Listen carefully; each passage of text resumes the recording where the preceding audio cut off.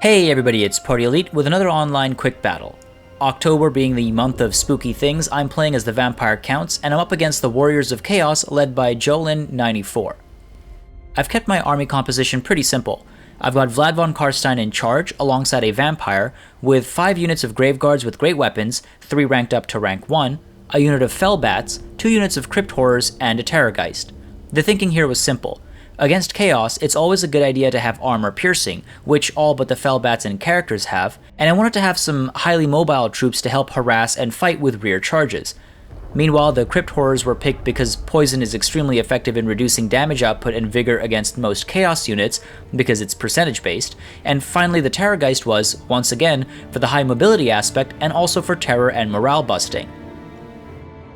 On the other side of the field, Jolin94 has brought in a Chaos Sorcerer Lord of Death, 2 units of Chaos Warriors, 2 of Chaos Warriors with great weapons, 4 of them with halberds, and 2 Dragon Ogres. As you can see, I was unprepared for the Dragon Ogres, but let's see how things go down on the battlefield.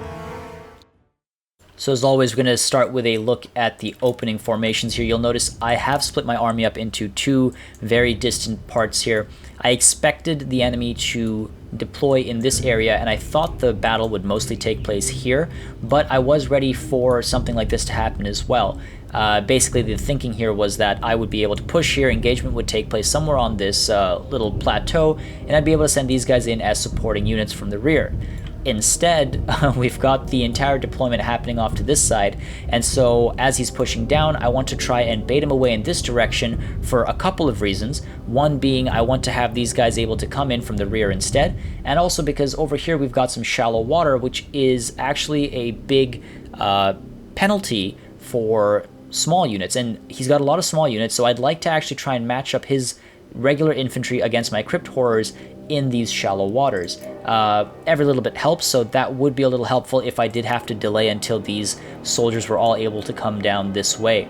Now, you do notice some early aggression from myself here. I do push forward. I'm just walking them. I don't need to run them. I'm trying to conserve fatigue or vigor where possible, but I do push them forward just to further convince him that maybe there's something going on here. I don't know if it worked. I don't know if that was why he's decided to push down this way, or if it's just because it's the only thing he can see with all these units actually hidden. But I was hoping to maybe give the illusion that I've got something tucked away over here, maybe bait him down to take a look, take a peek, anything to keep him from actually sending any units down this way and actually discovering what's going on here. So again, you'll notice just a little bit more movement here, hoping to bait him down, and it is working. I was hoping it would sort of pull him in. He may have been concerned about some units over here, but I think at this point he was fairly convinced that he'd be safe, and still doesn't send anybody out to scout, so he has no vision here, which allows me to slowly but surely move forward. Now, I was very nervous. That's a lot of distance to cover, of course, and he has a lot of troops, and they could very easily dispatch this entire section here, and that would leave me in a very bad situation because, of course, with the Crypt Horrors gone, that's a lot of support structure destroyed, and of course he can't take the Terrorgeist or the Fellbats because they're flying. But, you know, dropping a little bit of magic here and there, it could have caused me a lot of trouble.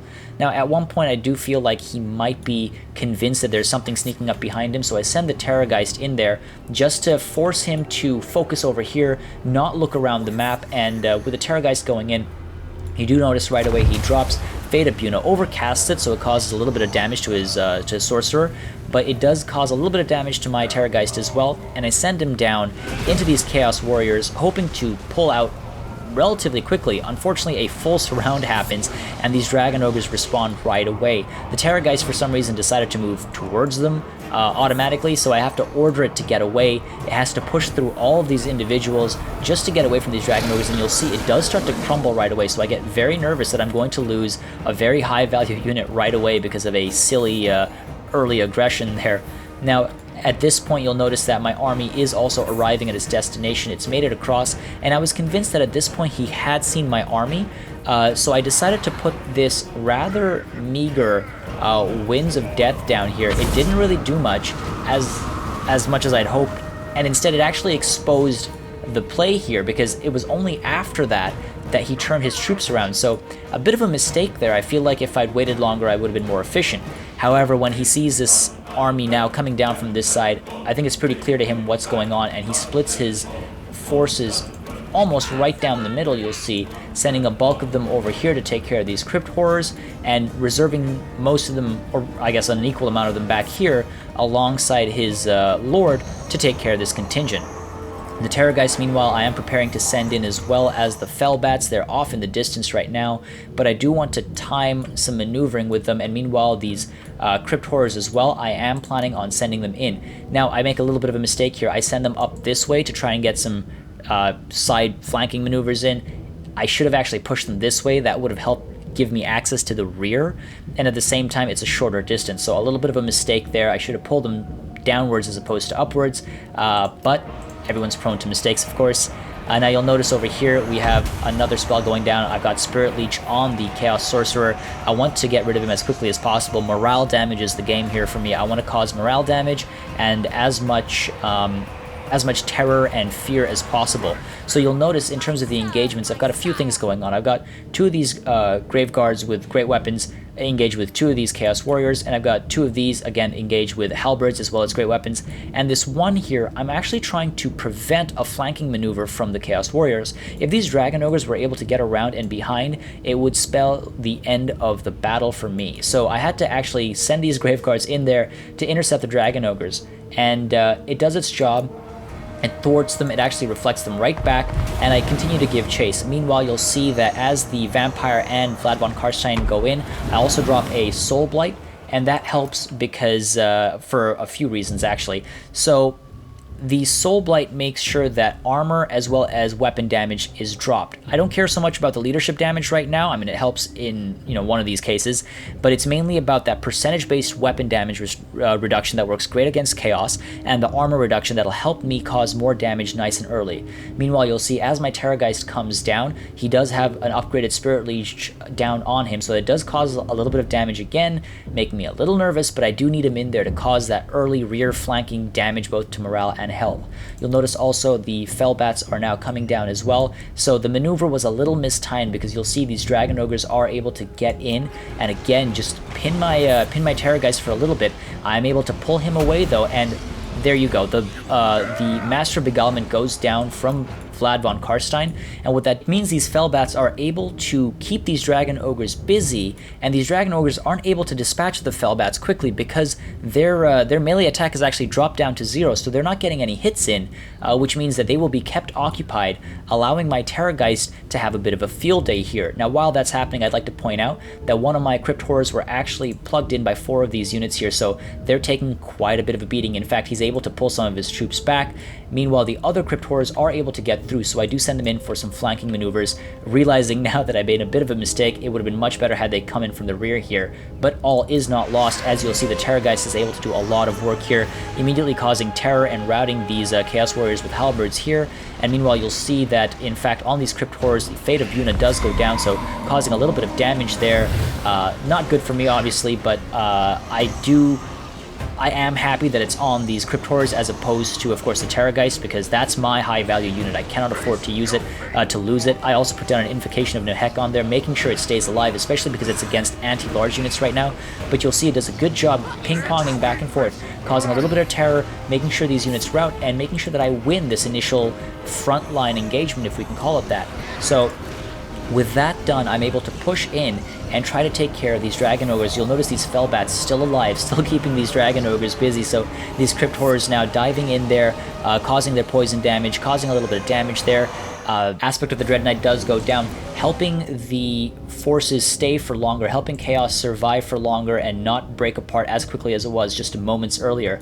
Meanwhile, you'll notice that as Vlad von Karstein and the Vampire were chasing the Chaos Sorcerer to try and off him, they actually get intercepted by this bulk. In fact, I shouldn't say intercepted, they walk right into it. A little bit of miss micro from myself there.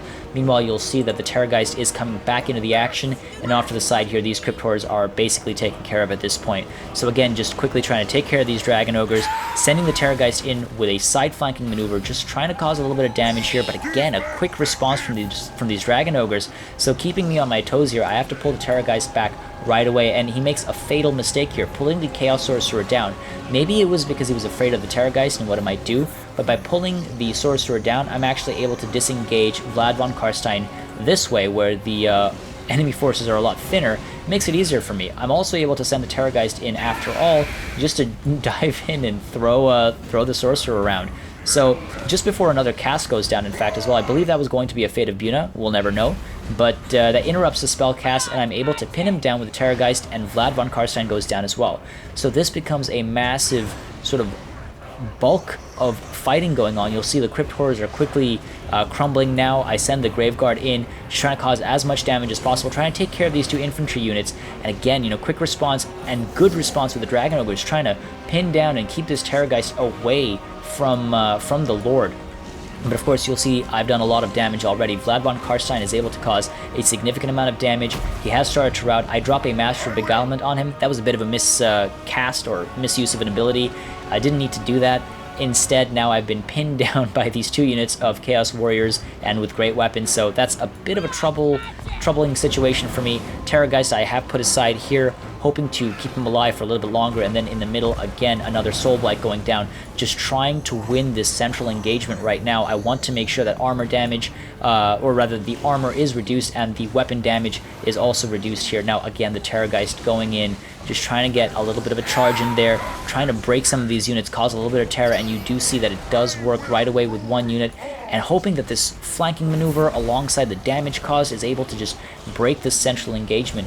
Now these Dragon Ogres are engaged over here, so I do get lucky. He isn't able to pull them back right away, but I do have to stay very wary of these Chaos Warriors with halberds.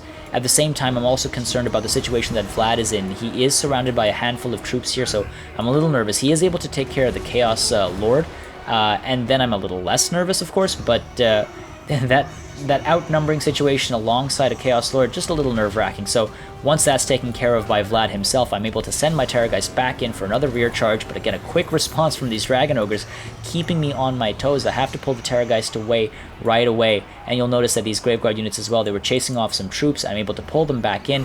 I could have been a bit slower, gone in from the sides, but of course then I'd have to contend with the possibility of these Dragon Ogres coming back and intercepting them, and them being taken care of very quickly. So very tight situation here, no real flanking opportunity, and again, my focus is on the Terrorgeist crumbling once again. I try to pull him away, just not willing to take flight until right about then, and you'll see these Dragon Ogres, they've done a lot of work. They've got 2 levels ranked up on them. They started at 0, so I'm extremely nervous. Again, now they're able to go in and access the rear flank of my units. You'll notice that Vlad does put down a Danse Macabre on this unit of Graveguard.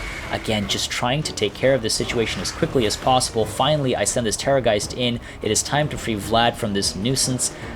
These guys terrified, routing, and I'm able to shift my attention back to the central engagement because I have a lot of units that are crumbling. So I drop this Master of Beguilement on these Dragon Ogres, making sure that they're not able to get any damage in, because they are up against some units that will very easily fall otherwise. Meanwhile, you'll notice the Terrorgeist, I'm trying to very carefully maneuver him. I send him out in this sort of S shape so that he can get a rear charge in, just that little bit of extra morale damage, and all 3 of these units are instantly terrified, so that works great for me. That allows these Graveguard units to survive just a little bit longer. Well, not that one, but these 3 are able to survive just a little bit longer, fend off these Dragon Ogres, and I send Vlad von Karstein in just to cause some of his beautiful damage. He does have his ring, but I'm not able to activate it yet because his health isn't low enough, so that is something I'm concerned about as well, because if he dies, I have no chance in winning this battle. Again, you'll see these Graveguard now, they're dropping like flies, and I am trying to keep the chase on here against these 3 units. Again, they were retreating because they were terrified, and now they're routing. If I give up the chase, they will turn back and rally. However, with this unit of Chaos Warriors coming in, I am forced to turn the Terrorgeist around. You'll see almost instantly they start to rally, but I want to make sure these guys don't get a rear charge into my Graveguard. You'll notice I land in here, instant terror. These guys start to break and leave. So again, it's a balancing act. I wanted to make sure they couldn't get in a rear charge, just to keep these Graveguard alive for a little bit longer. They are able to help. I mean, they cause a little bit of rear damage or rear morale damage there from the flank, so they are able to help. But that means that these 3 units are able to rally and come back in. So again, the Terrorgeist takes flight, dives back in, trying to cause a little bit of damage, but of course these units are now immune to terror for a little bit, so that puts me on the back foot. I'm very fortunate that these Dragon Ogres do get terrified and they're on their way out. Otherwise, again, Vlad or the Terrorgeist could have just been completely destroyed, and now it is Vlad and the Terrorgeist against the world. It's very important to manage your units carefully in this situation. I have to be careful of a few things here. The halberds, they are anti-large, so my Terrorgeist can be taken care of very quickly with them, and these Dragon Ogres as well, anti-large. So my MVP, my high-value unit here, can be very quickly dispatched of if I mismanage it. Meanwhile, Vlad von Karstein, if he dies, there is no chance that the Terrorgeist is going to stay on the field. And of course, having lost all my ground units, I would be, disqualified, basically. So again, just diving in, making sure these units can't get into combat here. I can't get a full surround on Vlad. I need to make sure he stays alive, and I also need to make sure that this Terrorgeist doesn't get surrounded and pinned. So again, you'll see I just push him away, he takes flight. Meanwhile, these Dragon Ogres are taking a lot of damage from Vlad, which is great. He's able to hold his own. I put down a Master Beguilement just in case, reducing the damage from these guys.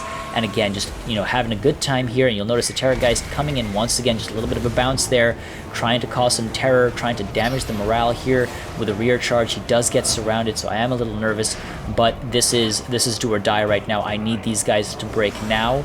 I need to keep Vlad alive, I need to keep the Terrorgeist alive, and ultimately you'll see that these guys do all get terrified, they do start to rout and shatter, and ultimately I have a Pyrrhic victory, one that made me extremely nervous right at the death there.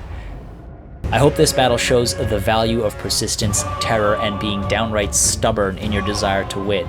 The explanation of my composition at the start should give some insight into my decisions as requested, and if you have any questions whatsoever, make sure to leave them in the comments below. As always, for more Total War content, make sure you subscribe to this channel. There's plenty more to come as I dive back into Total War with full force, and you can expect a lot more this month. With that said, thanks for watching, and I'll see you on the battlefield.